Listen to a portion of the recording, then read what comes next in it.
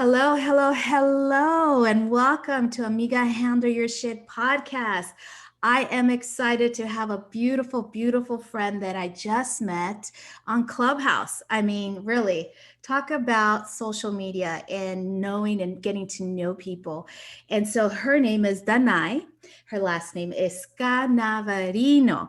That's a tongue twister. It is. You did great, though. You nailed it. Thank you. So, who is this beautiful soul? Okay, so let me tell you a little brief background on her. She is a multicultural marketing growth hacker for brands who want to reach Latinx consumers.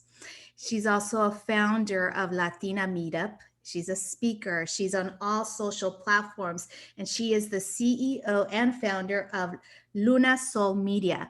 And so, there's so much to unpack.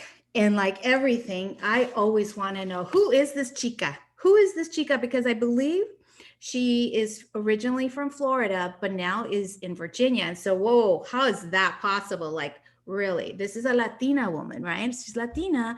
And let's figure out, like, ¿quién es? Who is Danay? So tell us, please, what's your background? And because I know amigas out there want to know more about you. Hey, first of all, thank you for having me on. I'm so thrilled to hang out with you and chat a little bit. Who is Danay? That's a whopper of a question, right? It depends on what day it is and who I'm talking to. But let's see. Let me start from the beginning. So I am a Cuban immigrant. I'm a proud immigrant. I was born in Cuba. I came over here when I was a little girl. My father was a political prisoner. So, you know, I live in gratitude every day of the fact that I'm here, I'm in the United States, and I have all of these opportunities. I've had all of these opportunities, in front of me, and all I need to do is grab them, right? Yeah. And make them my own. So that's how I live. That's like the way that I view life is I could have still been in Cuba. I have so much family there. They can't even fathom the way that we live here. And so I live in gratitude. I really, really do. But yeah, so I grew up in South Florida. We immigrated to South Florida and the Miami area.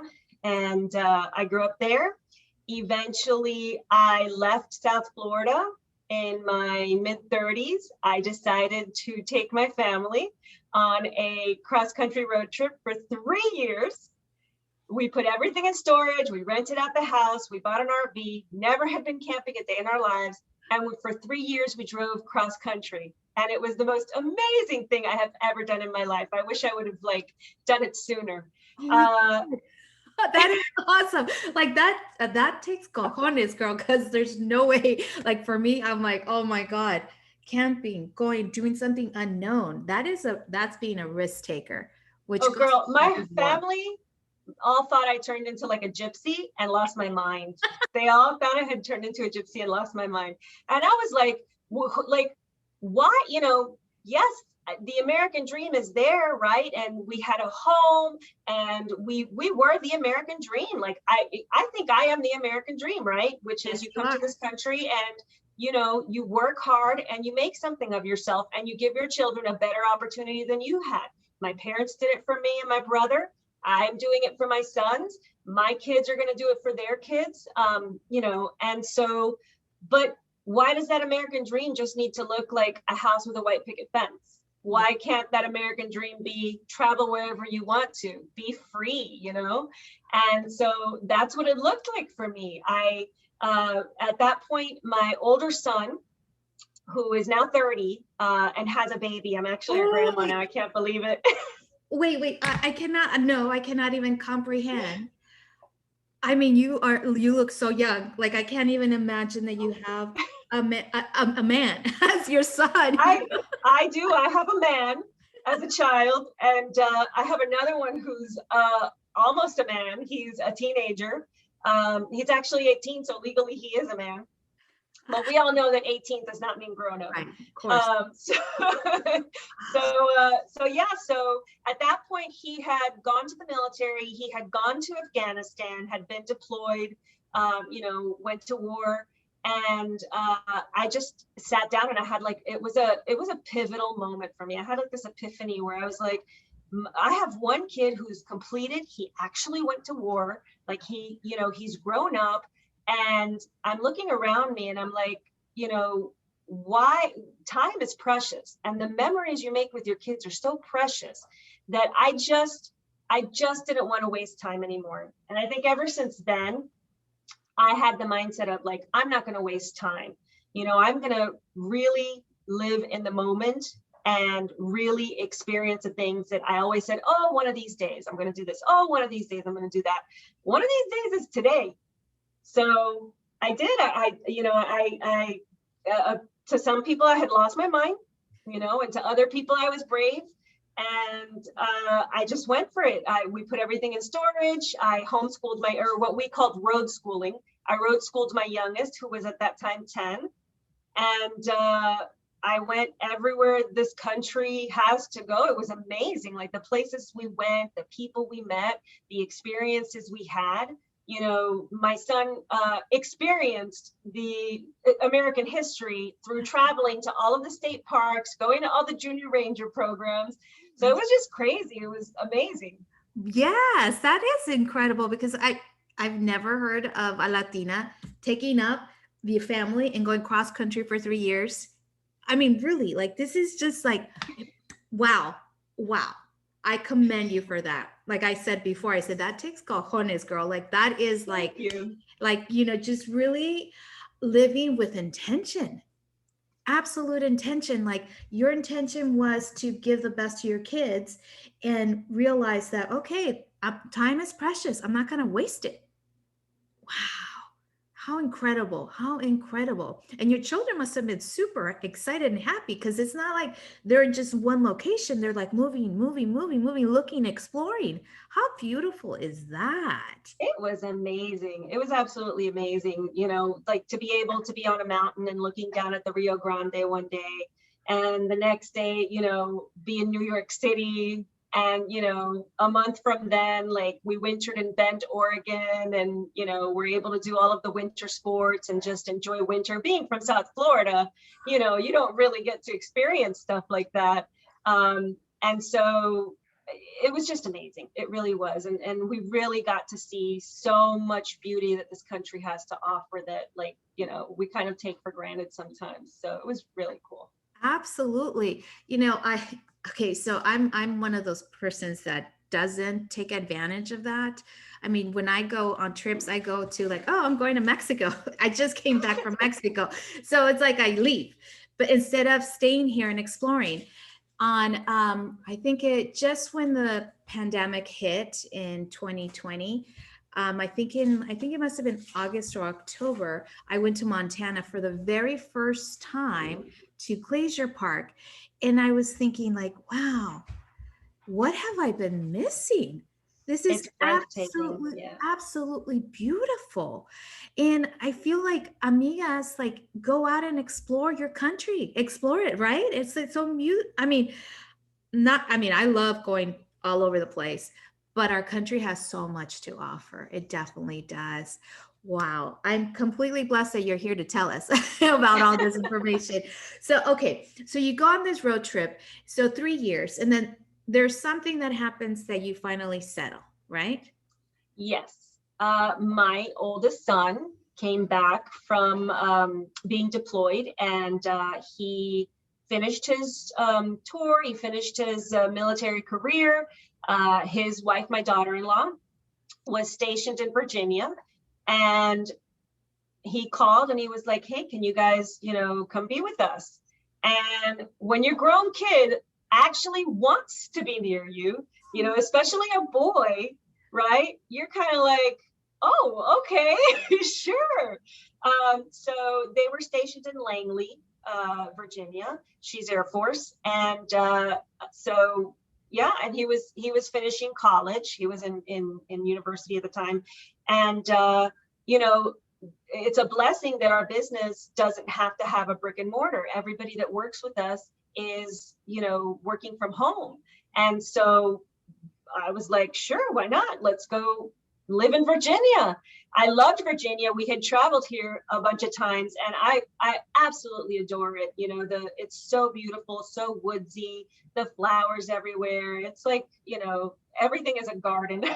Everywhere you look is beautiful, so much hiking. And so we just ended up here, and that's where I've been, and I love it. Least diverse place in the country. Definitely the least diverse place in the country. Yes. I will say that. Yes. Can't go to like the corner gas station and get a cafecito, no colada. Like that doesn't exist here. Wow. But the people are very nice, and so I live specifically in Williamsburg, and so I mean, this is where we ended up, and I love it.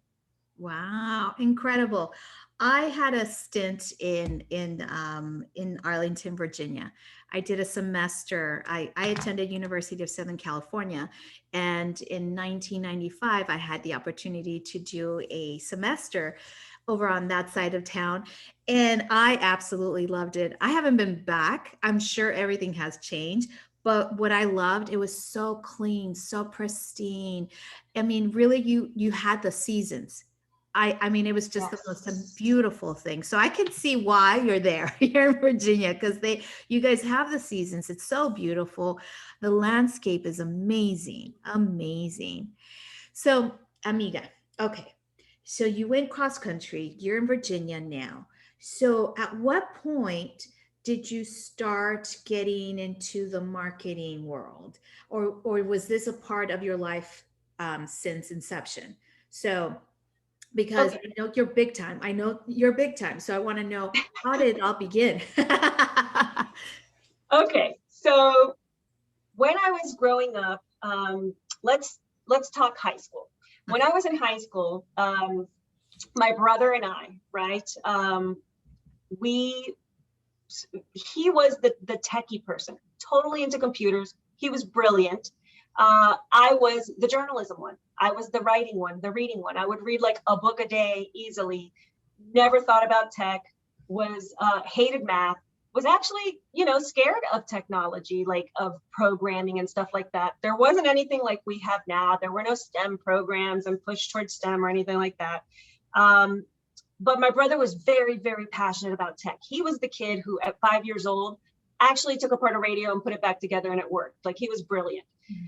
And so he was very into computer programming and technology. And he kept on telling me, sis, you got to get into tech. Sis, you got to get into tech. You're going to love it.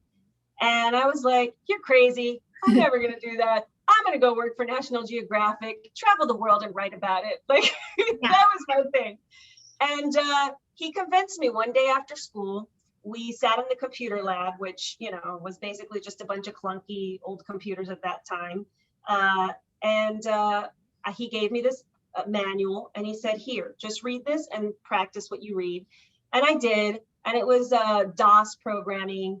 And I learned it in like a day. Like I loved it. It just completely took me over. Wow. The next day, I actually went back to the computer lab and was like, hey, what do you have next for me? And he gave me a book about like Lotus 1-2-3 or something like that, which was the predecessor to Excel. And so I learned it in another day, totally like dominated it. And then the next day he gave me another one. And I learned like a year's worth of content in, I would say, 2 weeks. Oh my God. I zoomed through everything because I liked it. When you like something, you'll just learn everything about it and you'll become, the utmost, leader, the thought leader on it. It just, you become a pro at it. And right. So I really, really loved it. And that was my introduction to tech. And then in college, the internet started, but it wasn't like the internet we know now. Right. It was like, bulletin boards and, a little bit of chat. And I remember I was 19 years old and I created my first web page in HTML 1.0 and the browser was Mosaic and there was no images. And it was like literally just text, colored text, hypertext, and that was it. But I just stayed with it. Right, right. There was nothing in school that you could learn. You know, the curriculum hadn't even been created for anything internet, really. So I just learned on my own, and I stayed on top of everything. And eventually, you know, I went to work for startups in the industry, and I started to learn more at a faster pace, because when you're creating, you know, you tend to learn. Right. And so I ended up in internet marketing, and I stayed with it. And I went from startup to startup, learning and growing. And eventually I got, you know, into the executive spots. And eventually, you know, one day I just wanted to go out on my own, and I did. I went with a partner. I created a partnership, and we launched our own company. And that obviously failed because I'm not with them anymore. But it Okay. was a lesson. Failures are lessons. Oh, it's the best thing. I mean, at the moment, you don't understand Yes, it and you're hating it and you absolutely. detest the situation. But in hindsight, you're like, thank God that happened. Right. Absolutely. Absolutely. Every failure is a lesson, as long as you're willing to learn from it and try not to do it again. And so I launched my own company 11 years ago, and we've been doing great ever since, and, you know, growing year over year. And thank goodness that, you know, in spite of the current situation with COVID, everybody was already working from home. So we didn't have any issues with that. And, you know, we've been doing great. And this is LunaSol Media. LunaSol Media. Yeah. Okay. So tell us what you do at LunaSol Media. So LunaSol Media is a digital agency in that we connect brands to multicultural consumers, mostly Latinos, Hispanics, depending on how one identifies. And we do that through 3 separate channels. So we have SMS marketing, we have email marketing, and then we have an affiliate marketing channel. And with those 3 traffic sources, we're able to deliver millions of leads and sales to clients every year. Ooh, and these, okay, and your clients, are they like big brand companies, or these like the let's just take, for example, me. I'm just Han Solo. Like, is that would be something that would work for me, or your target market is more someone who's already established and they're just wanting to expand? So it can be either. We work with some very recognizable large brands, but then we also work with very small brands. For example, you know, somebody who has a Shopify store who has certain products, right? And they want more sales. Well, then on the affiliate marketing channel, where we have an affiliate network, where we have all of these website owners and social media people, and, you know, basically anybody with an audience, those people can promote their products in exchange for a commission. And we facilitate it with our platform, doing all the tracking and everything. So yeah, it's from one end of the spectrum to the other. Wow, this is incredible. Okay, so you've been doing this now for 11 years. So what's next for you? Because I see you all over social media. So I'm like, what is she doing now? Like, oh my God, she's like on this what is it? Social, what do you call it? Social club? What do we call it? The social where I met you. Platforms? The Oh, platform. Clubhouse. There, I'm all Buena Vista Social Club. No. No, my brain starts playing too. Good album though. They are, right? It was pretty good. Yeah, no, I know. But you're on these platforms, and I'm like, how did she have the time to be involved in these things? Like, really, how do you do it? Oh man, it's passion. So a few things. I'm very passionate about what I do, and I like what I do. And I also have teams of people that, you know, I can rely on, that make it possible for me to be able to do the things that I do. So in Clubhouse, well, let me backtrack. Okay. So I work with brands that want to reach multicultural consumers, and I've been doing this for a long time. And so I'm privy to some information, some data. Yeah. That data is that Latinos represent a whole lot of money.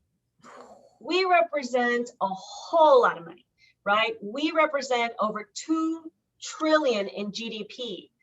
were we considered a country, we would be 7th after France.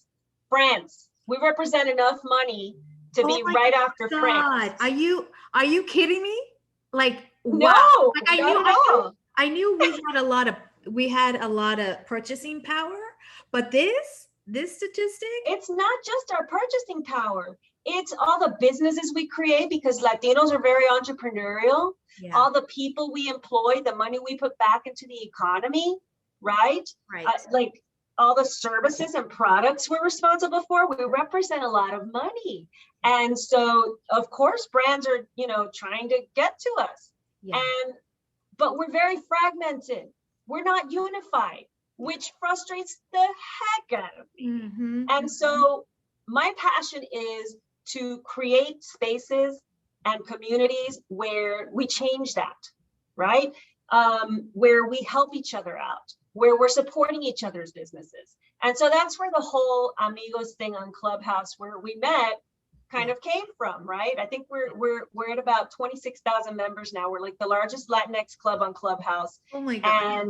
And we create these rooms and these spaces for people to come in, do some networking, learn about each other's businesses, support each other's businesses, learn new things, new techniques for marketing, share opportunities. We have people who work for, some Fortune 500 companies that come in and they say, hey, look, I have these openings. Contact me so that I can sponsor you and help you get through the chain of, command and get you interviewed and hopefully in the door and stuff like that. That's what we should be doing for each other. Exactly. I feel like you're not selling, you're serving. You're not selling, you're serving.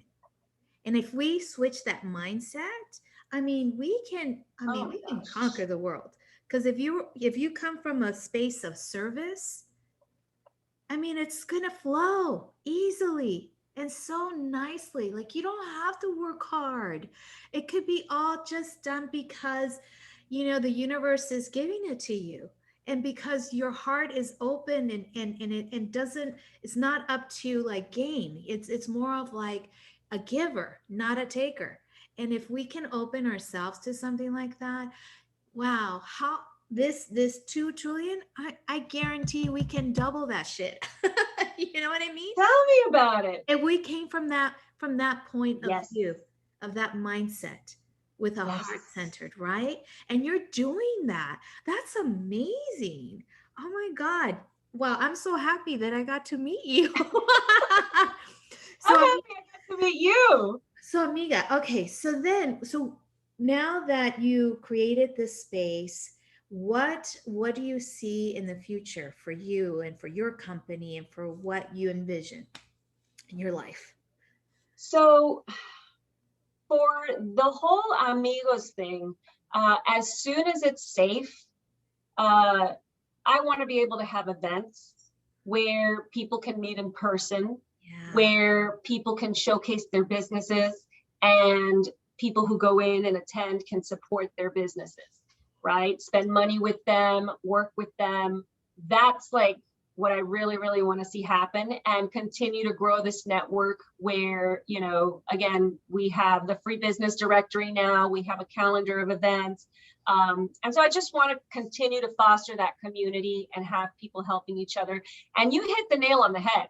Like, it's all about giving, right? Mm-hmm. People aren't realizing, so as Latinos, and I'm overgeneralizing, but for the most part, as Latinos, we focus a lot on that like scarcity mindset, yes, right? Because we've been here like trying to get ahead for so many years, and it's us against them, and blah blah blah.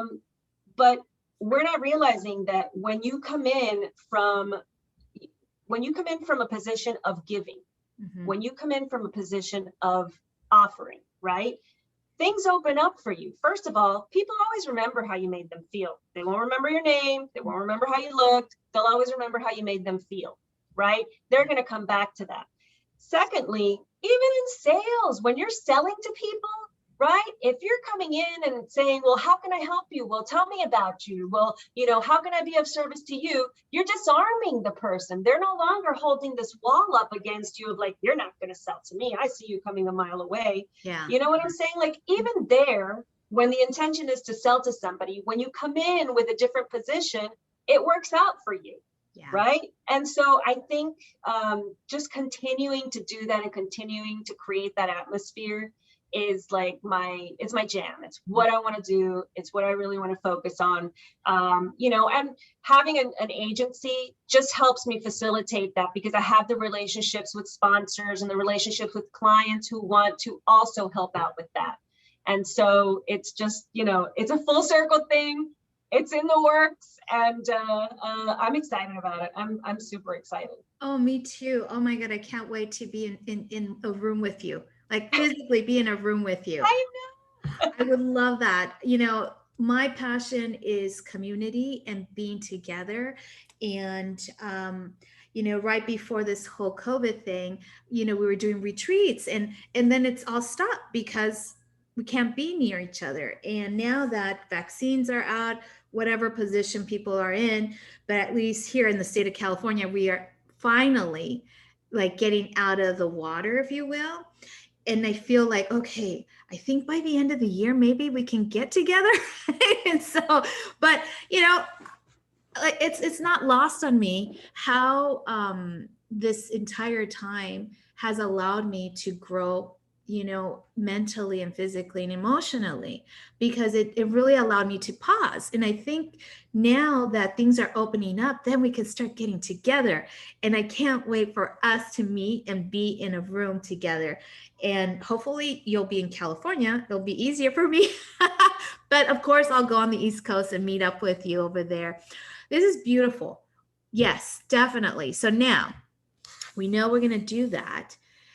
Now, as I always ask my guests, you know, because it is called Amiga Handle Your Shit, and apparently you've been handling your shit for a long time.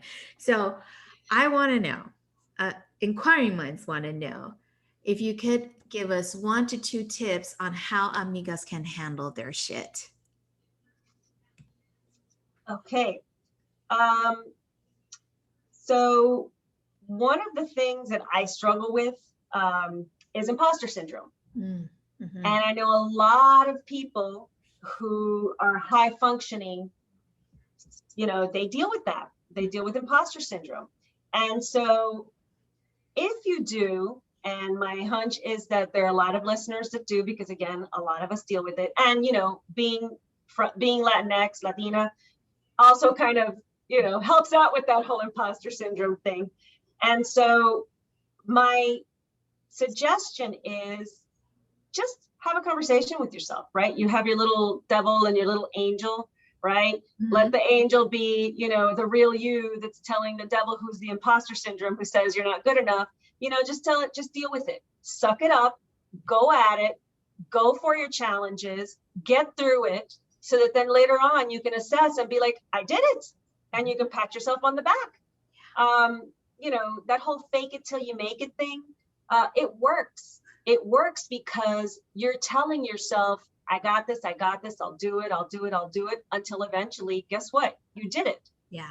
So that's one of the things that I always do with myself, is I always have like that tough love conversation with myself, where whenever I think I can't, right, or I'm not good enough, or I don't belong here with these people, that voice tells me, suck it up, buttercup, go for it and do it. And later on, you'll be thankful. And if not, and if you fail, so what? At least you tried, and you can't say that you didn't try.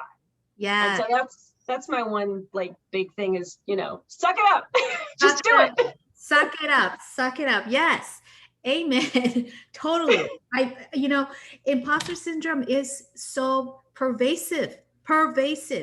I mean, I would say in everybody, but okay, I'm not going to generalize, but definitely in the Latino community, because sure, we've been culturized to have limitations.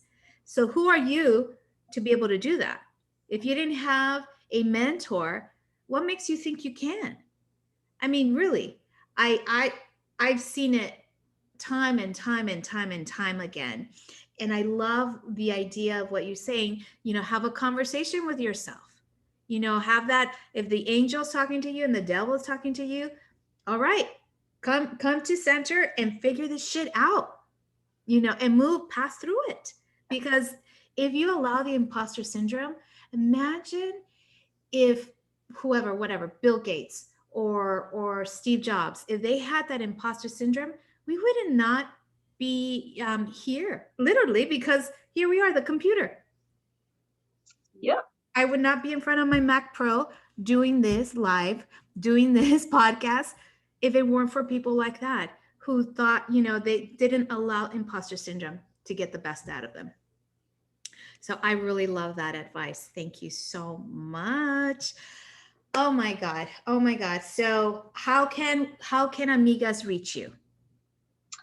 You can, so I hang out in Clubhouse. I am Danay.e in Clubhouse. That's DANAY.e. I am also Danay.e on Instagram. I'm very active on Instagram as well. And I'm on LinkedIn. And on LinkedIn, I'm just Danay. I've been on LinkedIn so long that my address is literally my first name. Yes. So yeah, that's how you can reach me. Any one of those platforms, I'd be happy to connect. Beautiful, beautiful. Well, I'll be sure to have them in my show notes so that people can reach out to you. Thank you so much, Danay. This was amazing and beautiful. And I can't wait to hear more about you and be in a room with you. So, amigas, please, please, please go on Clubhouse, participate in the Amigos networking that is led by Danay. I mean, it is pretty spectacular. This is the place. I mean, I remember when I joined, it was like just a few members, and now you're telling me how many? It's like, oh my God, that's incredible. Crazy, yeah. Because Latinos want to be connected. We all want to be connected, and especially right now that there has been so much havoc in this world, and we want to connect, and we want to love on each other. We really do. We really do.